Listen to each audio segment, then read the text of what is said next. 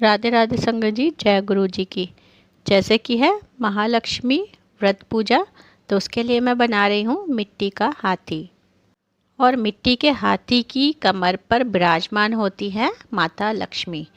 तो बनाते हैं सुंदर सी मिट्टी के हाथी की प्रतिमा, जिनकी कमर पर विराजमान करेंगे हम माता लक्ष्मी की प्रतिमा। और ये प्रतिमा बनाते बनाते मैं आपको सुनाऊंगी इस व्रत की बहुत ही सुंदर सी व्रत कथा। तो बात है एक समय की, जब श्री देवव्यास जी हस्तिनापुर पधारे। उनका आगमन सुन महाराज धृतराष्ट्र उनको राजमहल में ले गए। आदर सहित उन्होंने उनको स्वर्ण सिंहासन पर विराजमान किया और उनका पूजन किया। श्री व्यास जी से माता कुंती ने तथा गांधारी ने हाथ जोड़कर प्रश्न किया, हे महामुनि त्रिकालदर्शी, अतः आपसे हमारी यह प्रार्थना है कि आप हमको कोई ऐसा सरल व्रत पूजन बताएं जिससे हमारा राज्य लक्ष्मी, सुखी संपत्ति, पुत्र प्रतादशी वह परिवार सुखी रहे। इतना सुनते ही वेदव्यास जी कहने लगे, हम एक ऐसा व्रत का पूजन व वर्णन कहते हैं जिससे सदा लक्ष्मी जी का निवास होकर सुख समृद्धि की वृद्धि होती है। यह श्री महालक्ष्मी जी का व्रत है जिसे प्रतिवर्ष अग्नि श्री कृष्ण अष्टमी को विधिवत किया जाता है। यह सुन माता कुंती बोली, हे महामुनि, इस व्रत की विधि हमें विस्तार पूर्वक बताने की कृपा करें। तब व्यास जी बोले, हे देवी, यह व्रत भाद्र पक्ष की शुक्ल अष्टमी के प्रारंभ से किया जाता है। इस दिन स्नान करके 16 सूत के धागों का डोरा बनाएं, उसमें 16 गांठें लगाएं, हल्दी से पीला करें। प्रतिदिन 16 दूब व 16 गेहूं डोरे को चढ़ाएं।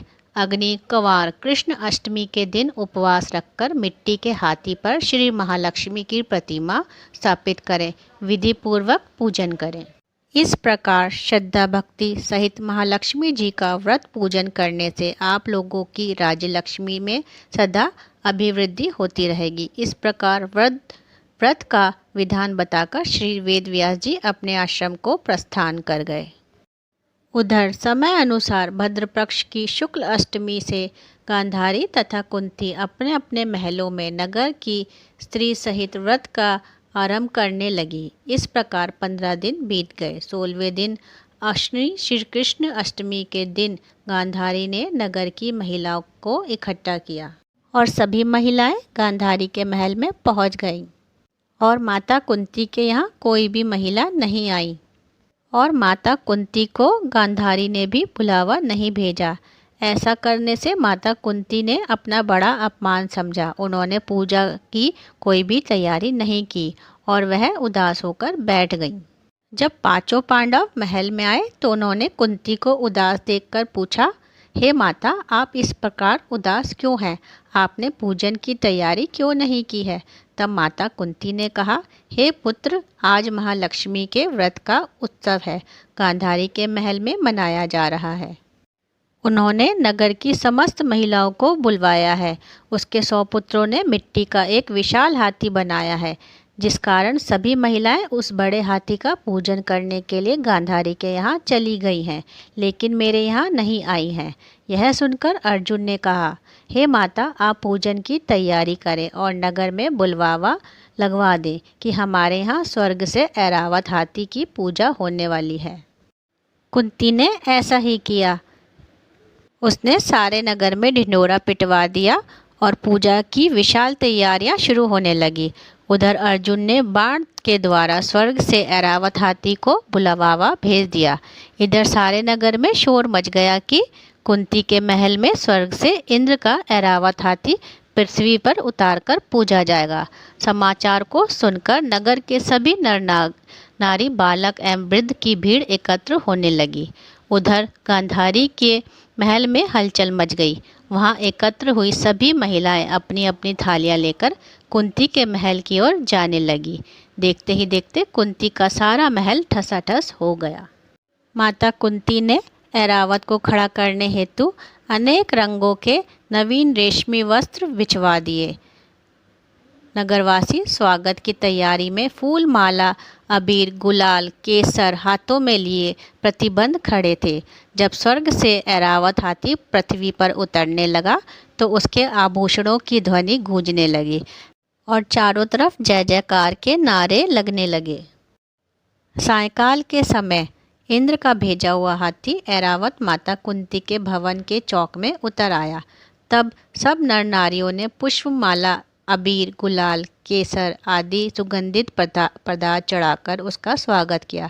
राज्य पुरोहित द्वारा ऐरावत पर महालक्ष्मी जी की मूर्ति स्थापित करके वेद मंत्रोच्चारण द्वारा पूजन किया गया।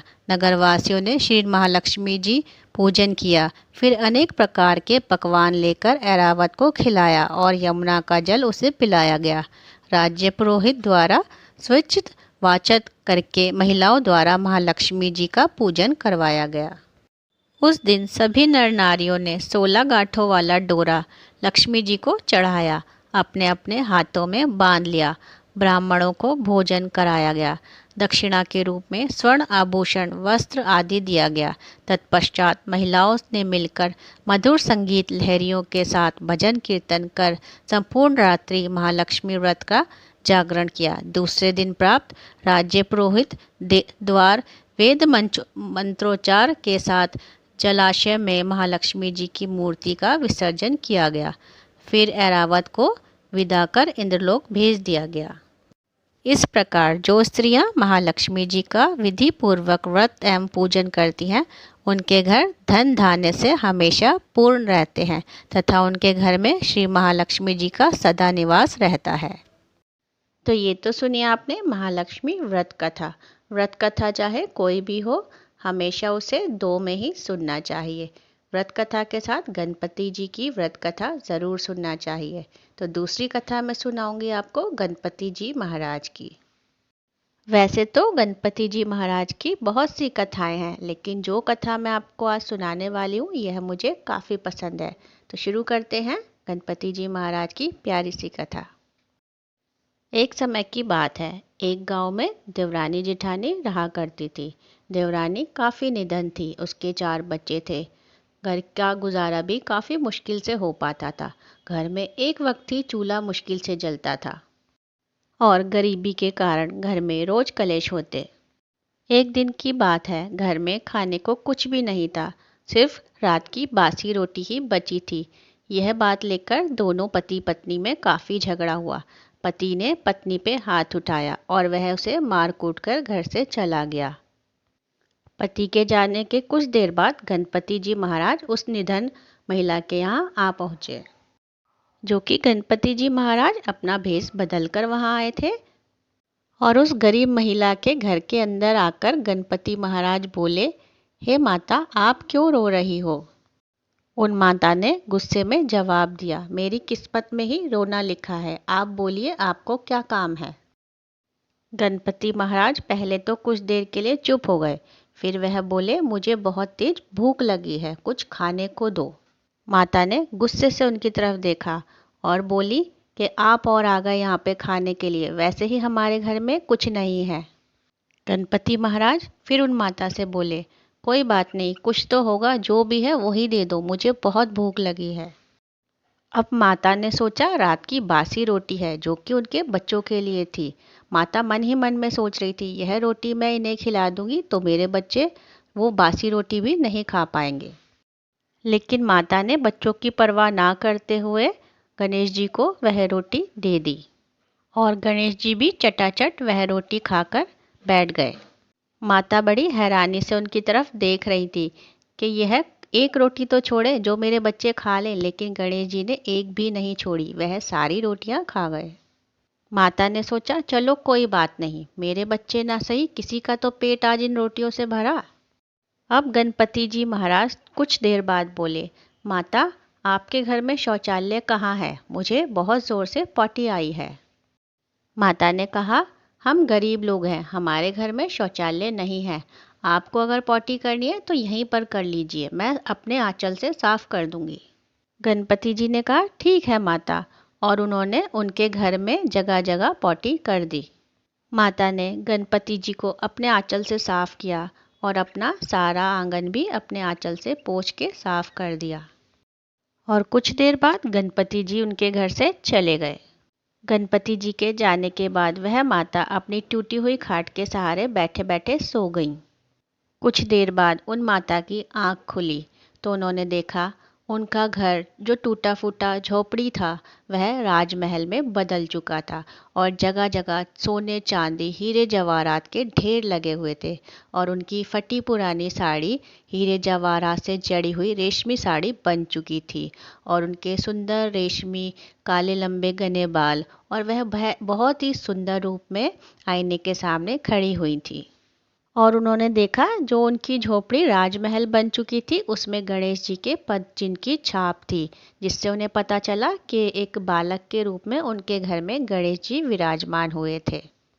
उन माता के महल के बाहर सारे नगरवासी इकट्ठा हुए थे। काफ़ी शोर मचा हुआ था। यह शोर सुनकर उनकी जेठानी वहाँ दौड़ी दौड़ी आई, जो कि बहुत ही अमीर थी, जिनके राजमहल हीरे जवाहरात सोने चांदी के जिनके ढेर लगे रहते थे, लेकिन वह काफ़ी घमंडी थी। यह खबर सुनकर वह दौड़ी दौड़ी अपनी देवरानी के घर आई और भौचक्की नज़रों से अपनी देवरानी के ठाट बाट राजमहल और उनको बहुत ही अजीब नज़रों से देखने लगी। और इससे पहले वह अपनी देवरानी से बात तो करना तक तो बहुत दूर की बात है, वह उनकी तरफ देखती भी नहीं थी। जेठानी के मन में यह सब देखकर लालच आया। उसने सोचा देवरानी से पूछा जाए कि रातों रात एकदम से उसके ठाट बाट कैसे बदल गए, यह झोपड़ा एकदम से राजमहल में कैसे बदल गया, हीरे जवाहरात सोने चांदी के ढेर कैसे लग गए। तो देवरानी से ये सारी बातें कैसे पूछी जाए। अब वह देवरानी की आव भगत करने लगी, उससे मीठी मीठी बातें करने लगी और एकाएक बोली कि बहन मुझे बताओ कि तुम एकदम से ये ठाट बाट तुम्हारे कैसे बदल गए। कल तक तुम एक निधन गरीब महिला थी और रातों रात तुम्हें ये सब कैसे हासिल हो गया। देवरानी जो कि बहुत सीधी गरीब निधन महिला थी, जिसके मन में कोई छल कपट नहीं था, उनने सीधे स्वभाव देवरानी जेठानी को सारी कहानी बता दी कि ऐसे ऐसे गणपति जी महाराज मेरे घर में भेष बदल कर आए थे। यह सारी बातें सुन जेठानी के मन में लालच आ गया, जो कि पहले से ही धनवान थी। वह दौड़ी दौड़ी अपने घर गई। उसने अपने घर जाकर कई सारे पकवान बनवाए और अपने पति से खूब झगड़ा किया। उसने अपने पति से कहा कि आज मुझे मारो, मुझसे लड़ाई करो। पति ने भी वैसा ही करा और वह रोती रोती एक कोने में जाकर बैठ गई।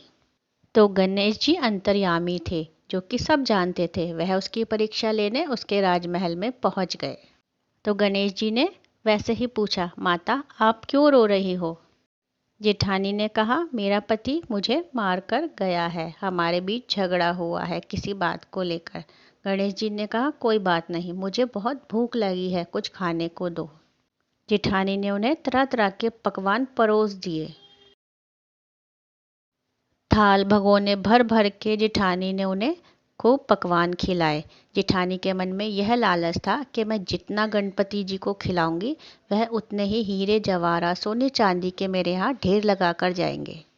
गणपति जी सारा भोजन चट कर गए और कुछ देर बाद गणपति जी ने जेठानी से कहा कि हे माता, मुझे पौटी आई है, आपके घर में शौचालय कहाँ है।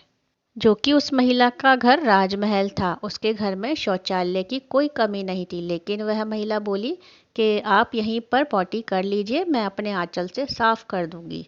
तो गणेश जी ने उसकी तरफ प्यार भरी नज़रों से देखा और गणेश जी ने बहुत ऊंचे ऊंचे पॉटियों के ढेर उसके पूरे राजमहल में लगा दिए। और वह लालची महिला मन ही मन में इतनी खुश हो रही थी कि ये इतने ऊंचे ऊंचे ढेर कुछ ही देर बाद सोने चांदी हीरे जवाहरात में बदल जाएंगे। पॉटी करने के बाद गणपति महाराज बोले, माता साफ करो। तो वह महिला ने अपने आंचल से गणेश जी को साफ करा और अपने आंचल से वह महल को भी साफ करने लगी, लेकिन उनका आंचल छोटा पड़ गया, क्योंकि गणेश जी महाराज ने बहुत ऊंचे ऊंचे ढेर लगाए थे उनके घर में। और कुछ देर बाद गणपति महाराज वहाँ से चले गए, लेकिन वह पॉटी हीरे जवाहरात में नहीं बदली। तो यहाँ एक बार मैं कहूँगी गणपति महाराज की जय हो। तो इस कथा से हमें एक सीख तो मिलती है कि भगवान हमेशा भाव के भूखे होते हैं। 56 भोग प्रसाद ना लगाकर अगर आप 2 दाने मिश्री का ही भोग प्रसाद सच्चे भाव से भगवान को लगा दें तो यही एक बड़ी बात होती है। तो महालक्ष्मी व्रत के लिए मैंने मिट्टी का हाथी बनाकर तैयार कर लिया है, जिस पे महालक्ष्मी की प्रतिमा मैंने विराजमान कर दी है। और प्लीज़ मुझे कमेंट में ज़रूर बताइए कि मिट्टी का हाथी आपको कैसा लगा। और जल्द ही मिलेंगे मेरी नेक्स्ट वीडियो में। तब तक के लिए राधे राधे। जय गुरु जी, शुक्राना गुरु जी।